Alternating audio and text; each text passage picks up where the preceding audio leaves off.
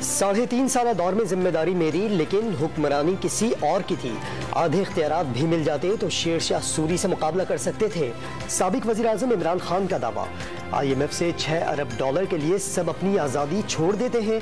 अवाम एक कौम बन जाए तो पैसा इकट्ठा करना मुश्किल नहीं होता। इमरान खान की सीनियर सहाफ़ियों से गुफ्तगू।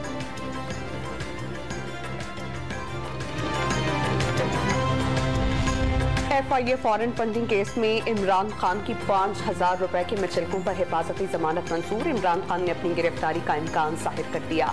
ऑडियो टैप जुर्म करार देकर अदालत जाने का ऐलान। 1100 अरब रुपए के मुकदमात खत्म होने वाले हैं। हुकूमत ने मुल्क में डाका मारने का लाइसेंस दे दिया। कप्तान के वार।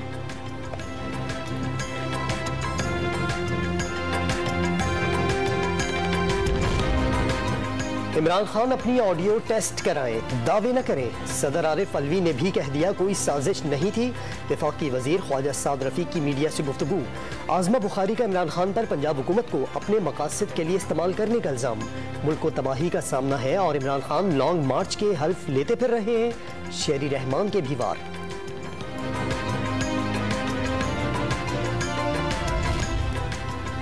FIA ने मनी लॉन्ड्रिंग केस में वज़ीर आज़म शहबाज शरीफ और हमजा की दरख्वास्तें बरीयत मंजूर कर ली। इस्लामाबाद की खुसूसी अदालत से फैसला आज ही जारी होने का इम्कान।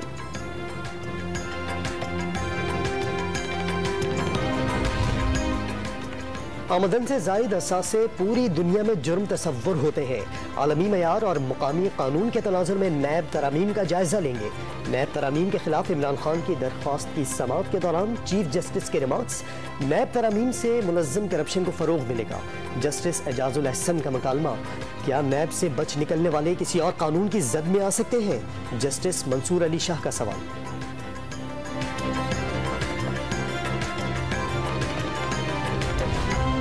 नवाज शरीफ और मरियम नवाज की वतन वापसी सियासी सूरत हाल से मशरूत। लॉन्ग मार्च की कामयाबी की सूरत में दोनों की वतन वापसी मुआख्खर होने का इम्कान।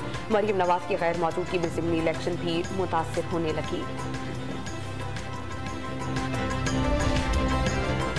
इस्लामाबाद पुलिस ने साबिक वफाकी वजीर मुराद सईद को KP हाउस जाने से रोक दिया। इजलास में शिरकत के लिए आए थे। पुलिस ने बताया ऊपर से हुक्म है। मुराद सईद का शिकवा।